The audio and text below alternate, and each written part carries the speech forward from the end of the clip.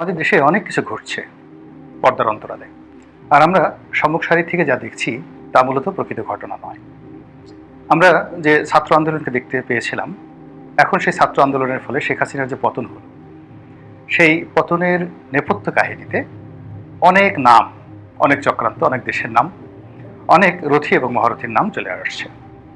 আমরা যারা মনে করেছিলাম যে আমেরিকান যে মাস্টার প্ল্যান সেটা ব্যর্থ হয়েছে, পিটার ডি হাস যেটা চেয়েছিলেন মূলত একটি সুন্দর নির্বাচন হোক, বিএনপি অংশগ্রহণ করুক, সেটি ব্যর্থ হয়েছে এবং আওয়ামী লীগ ক্ষমতায় 2041 সন পর্যন্ত টিকে গেল। এবং ডোনাল্ড লু নামক যিনি আছেন আমেরিকার অত্যন্ত দক্ষ একজন কর্মকর্তা, তার তৎপরতা, দক্ষতা, অভিজ্ঞতা নিয়ে আমরা প্রথমে খুব অতিমাত্রায় ভয় পেয়েছিলাম। কিন্তু যখন নির্বিবাদে জানুয়ারি মাসের 5 তারিখে একটা দামি নির্বাচন হয়ে গেল, তখন আমরা সবাই দৃশ্যত আমেরিকাকে নিয়ে ঠাট্টা মশকরা শুরু করলাম এবং ডোনাল্ড লুকে নিয়েও নানা রকম কথাবার্তা বলা শুরু করলাম। এর কারণ হলো আমাদের বেশিরভাগ, শতকরা 99.99% মানুষের যে দৃষ্টিভঙ্গি, চিন্তা চেতনা, সেটি হলো আমরা যা দেখি আসলে তাই দেখি, কিংবা আমরা যা শুনি কেবল তাই বুঝি। শব্দের পেছনে শব্দ, দৃশ্যের পেছনে দৃশ্য খোঁজার মতো যে কবিত্ব দরকার, সেটি আমাদের আসলে নেই বললেই চলে। ফলে সেই যে শরৎচন্দ্র চট্টোপাধ্যায়ের শ্রীকান্ত উপন্যাসে সেই বিখ্যাত ডায়ালগ, শ্রীকান্তর যখন কবি হওয়ার শখ জাগলো, তখন সে কবি হওয়ার জন্য আকাশের পানে দীর্ঘদিন তাকিয়ে রইল, কিন্তু কেবল আকাশ আর কিছুই তার চোখে আসলো না। গাছের দিকে তাকালো, পাখির দিকে তাকালো, কেবলই সে পাখি দেখতে পেল। ফলে সে সিদ্ধান্ত নিল যে তার দ্বারা আর কবিতা রচনা সম্ভব নয়। কবির মন সে বহুদূর পর্যন্ত যেতে পারে, 1000 বছর, 5000 বছর, 10,000 বছর পর্যন্ত। আপনি চিন্তা করুন, আজ থেকে 5000 বছর আগে যারা মহাভারত রচনা করেছিলেন, সেই মহাভারত রচয়িতারা যে নামগুলো দিয়েছেন, দুঃশাসন, তারপর শকুনি, আপনি চিন্তা করুন এখন পর্যন্ত 5000 বছর পরেও আমরা সেই নামগুলো ধারণ করছি। এখন বর্তমান জমানাতে যা কিছু ঘটছে, আমাদের মধ্যে নবীত্ব নেই, কবিত্ব নেই, বিশেষত্ব নেই, আমরা কেবলই মাত্র দর্শক। ফলে গতকাল যেটা দেখছি, আজ যখন অন্য ঘটনা ঘটছে, আমরা তখন আর নিজেদের ইমান ঠিক রাখতে পারছি না। যেটা বলছিলাম ডোনাল্ড লু সম্পর্কে, প্রথমে আমরা ভয় পেলাম যে ডোনাল্ড লু যেহেতু পাকিস্তানে সামরিক শাসন এবং গণতন্ত্র এই দুইয়ের মাঝে একটা সেতু বন্ধন তৈরি করে ফেলেছেন, এবং ইমরান খান যেভাবে গণতন্ত্রের ধারক হিসেবে পৃথিবীতে ঘুরে বেড়াচ্ছেন এবং নতুন একটা মুসলিম বিশ্ব, ওআইসির সামন্তরাল একটি মুসলিম বিশ্ব গড়ে তোলার জন্য তিনি এবং মাহাতির মোহাম্মদ যখন প্রায় সফল হয়ে গেলেন দ্বার প্রান্তে, তুরস্কের প্রেসিডেন্ট এরদোয়ান সহ, অর্থাৎ রাশিয়াকে মাঝামাঝি জায়গায় রেখে ইরান, পাকিস্তান, আফগানিস্তান এবং মালয়েশিয়া, এই একটা বৃহৎ বলয়ে যেটাকে ইসলামাইজেশন বলা হয়, সেই ইসলামাইজেশনের ব্যাপারে তিনি যখন অনেকটা এগিয়ে গেলেন, এবং তার প্রেক্ষিতে তিনি যে জাতির সঙ্গে ভাষণটা দিয়েছিলেন ইমরান খান, পাকিস্তানের প্রধানমন্ত্রী, সেটি পাকিস্তানের ইতিহাস তো নয়, জাতিসংঘের ইতিহাসের সবচেয়ে বহুল দৃশ্যত, অর্থাৎ সবচেয়ে বেশি সংখ্যক মানুষ সেই ভাষণটা দেখেছেন। তো ইমরান খানের এই যে বিশ্ব মোড়ল হওয়ার স্বপ্ন, আঞ্চলিক শক্তি হওয়ার স্বপ্ন, যে মানুষটি তছনছ করে দিয়েছেন তিনি মিস্টার ডোনাল্ড লু। ফলে ইমরান খানকে যিনি শুয়ে দিতে পারেন, তিনি বাংলাদেশের শেখ হাসিনাকে কী করতে পারেন, এটি নিয়ে আমরা খুব বড় বড় স্বপ্ন দেখেছিলাম। কিন্তু তাকে টেক্কা দিয়ে যখন নির্বাচন হয়ে গেল, আমরা তখন ধরে নিলাম যে না, ডোনাল্ড লুর কোনো ক্ষমতা নেই, সব ক্ষমতা দিল্লির হাতে, সব ক্ষমতা শেখ হাসিনার হাতে। কিন্তু এখন সফল বিপ্লবের পর আবার আমরা দেখতে পাচ্ছি যে ডোনাল্ড লুর আনাগোনা বেড়েছে, আমেরিকার অংশগ্রহণ বেড়েছে, এবং ডক্টর ইউনূস সহ সমন্বয়কদের অনেকের মুখ থেকে একেবারে ফ্রুটিকা খাওয়ার পর যেভাবে হুটহাট অনেকগুলো শব্দ বের হয়ে যায়, এরকম অনেক একেবারে নিপাট সত্য, নির্জলা সত্য কথাগুলো বের হয়ে যাচ্ছে। আর আমরা সেগুলো শুনে ভারতের পরিবর্তে নতুন যে একটা সাম্রাজ্যবাদী শক্তি আমেরিকা, এই সাম্রাজ্যবাদী শক্তির ধরন, প্রকৃতি এবং এটার দুর্ভোগ দুর্দশা আগামী দিনে কী হতে পারে তা নিয়ে এখন আবার থরথর করে কাঁপছি। এবং আমাদের যে কাঁপাকাঁপি, এটা নতুন কোনো বিষয় নয়, এটি নিয়ে আমাদের গল্প আছে, কবিতা আছে।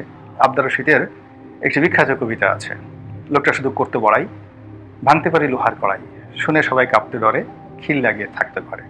তো এই যে ভয় পাওয়া, আতঙ্কিত হওয়া, এটা আমাদের রক্তের মধ্যে মিশে আছে। তো কাজে আমরা এখন এই যে চলমান সময় যে অস্থিরতা ভুগছি, বা যেভাবে একটি ঘটনার মধ্যে আরেকটি ঘটনার দেখতে পাচ্ছি এবং একটি সঙ্গে অন্যটার মিল ঘটাতে পারছি না, এটি আমাদের সহজাত বাঙালি চরিত্র। কিন্তু এই চরিত্রের মধ্যে আবার কতগুলো ইতিহাস রয়েছে।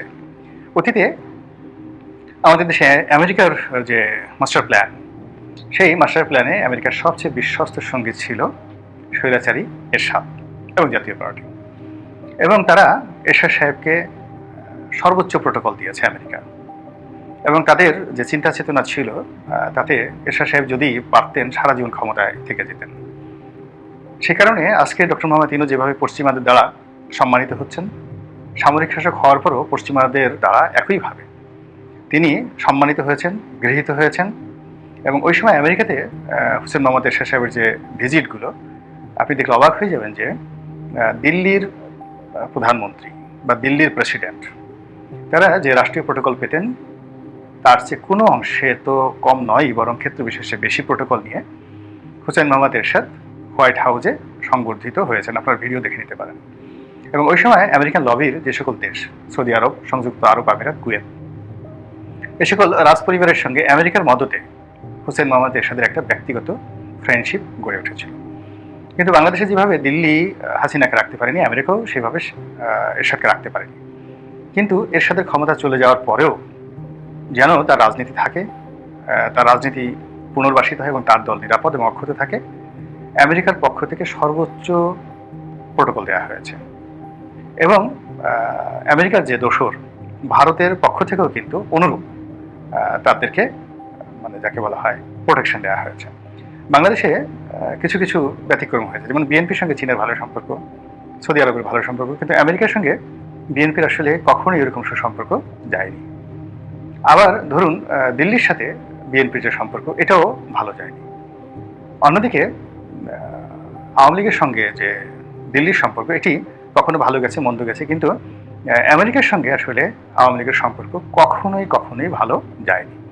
তো কাজেই দিল্লিকে নিয়ে এবং ওয়াশিংটনকে নিয়ে সবসময় আওয়ামী লীগের মধ্যে যে চিন্তা ছিল, এরশাদ সাহেবই একমাত্র শাসক স্বাধীন বাংলাদেশে যারা দিল্লি এবং আমেরিকা এই দুটো শক্তিকে একই টেবিলে যুগপৎভাবে সন্তুষ্ট রাখতে পেরেছিল।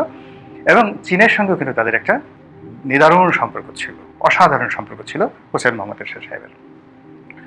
তো এরশাদ সাহেবের পতনের পর আওয়ামী লীগ জমানাতে, বিএনপি জমানাতে দিল্লি এবং আমেরিকা যুগপৎভাবে মূলত এরশাদ সাহেবকে টিকিয়ে রেখেছেন। এবং এখন দেখেন এই সময়টিতে সবার মানে মধ্যে একটা ত্রাহি ত্রাহি অবস্থা। বিশেষ করে আওয়ামী লীগের যারা দোসর ছিলেন তাদের মানে একেবারে কাপড় চোপড় নষ্ট হয়ে যাওয়ার মতো উপক্রম।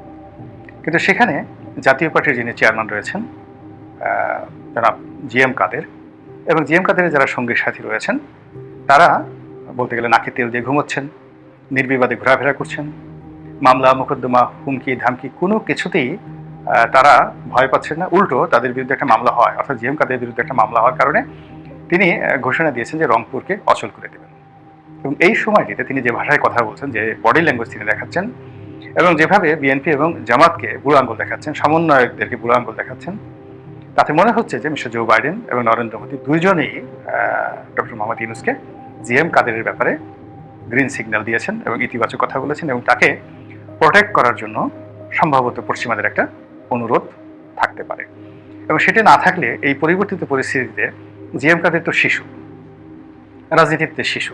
আমাদের দেশের রাজনীতিতে যারা দাদা, সেই জাসদ, হাসানুল হক ইনু, রাশেদ খান মেননের ওয়ার্কার্স পার্টি, এই সমস্ত মানুষ রীতিমতো শুয়ে পড়েছেন।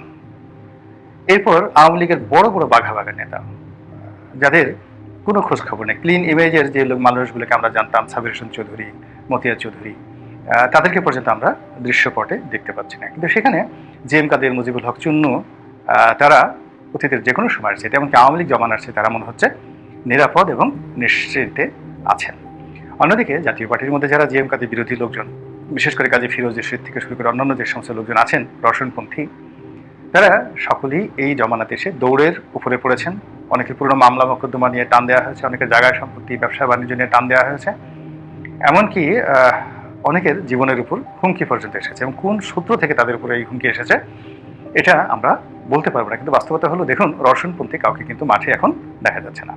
তো এখন মাখন খেলো জিএম কাদের, তারপরে পোলাও কোরমা খেলেন জিএম কাদের, আর এখন দৌড়ের উপর আছেন কাজী ফিরোজ রশিদ এবং গং, যারা আওয়ামী লীগের বিরোধিতা করেছেন। তো এইরকম একটি অবস্থা দেখে আমাদের অত বুদ্ধিশুদ্ধি নেই। আমাদের কাছে মনে হচ্ছে যে আগামীতে যে যদি কোনো প্ল্যান্ট ওয়াইজ কোনো রাজকীয় পার্টি হয়, যেগুলোকে কিংস পার্টি বলা হয়, এরকম কোনো রাজকীয় পার্টি হয়, আগামীতে যদি কোনো সাজানো গোছানো নির্বাচন হয়, আতাতের নির্বাচন হয় এবং ক্ষমতাকে প্রলম্বিত করার জন্য যদি কোনো চেষ্টা এবং তদবির হয়, এবং অবশ্যই সেটাতে আমেরিকার গ্রিন সিগন্যাল থাকবে এবং আমেরিকার মদতেই সেটি হবে বাংলাদেশে, এবং আমাদের অনেককে বাধ্য করা হবে চুপচাপ থাকার জন্য, এবং সেই ক্ষেত্রে সরকারের তো রাইট হ্যান্ড লাগবে। এর সাথে যেমন গৃহপালিত বিরোধী দল দরকার ছিল, তোদেরও আগামী যারা কিংস পার্টি হবেন, যারা সরকার গঠন করবেন, তাদেরও তো গৃহপালিত বিরোধী দল লাগবে, এবং গৃহপালিত বিরোধী দল জামাতকে দেওয়া হবে না, বিএনপিকে দেওয়া হবে না। গৃহপালিত বিরোধী দল হিসেবে গত 15টি বছর ধরে যারা মানে একেবারে কায়িক পরিশ্রম করে মাথার ঘাম পায়ে ফেলে নিজেদের দক্ষতা, অভিজ্ঞতা, যোগ্যতা যারা প্রমাণ করেছেন, তাদের মধ্যে নিঃসন্দেহে জাতীয় পার্টি শীর্ষতম পর্যায়ে আছে। তো আমেরিকার যারা বুদ্ধিমান মানুষ, ডোনাল্ড ট্রাম্পের মতো মানুষ, তারা তো গৃহপালিত দল হিসেবে অবশ্যই হাসানুল্লাহ কিন্তু আনবেন না, যেখানে জাতীয় পার্টি আছে। এবং সেই দিক থেকে জাতীয় পার্টির যারা লোকজন রয়েছে, তারা আমেরিকান গ্রিন সিগন্যাল পেয়ে এখন মোসে তা দিচ্ছেন, তারপর শেষে বগল বাজাচ্ছেন এবং সিনা উঁচু করে যেভাবে চলছেন, দেখা যাক কোথাকার পানি কোথায় গিয়ে গড়ায়।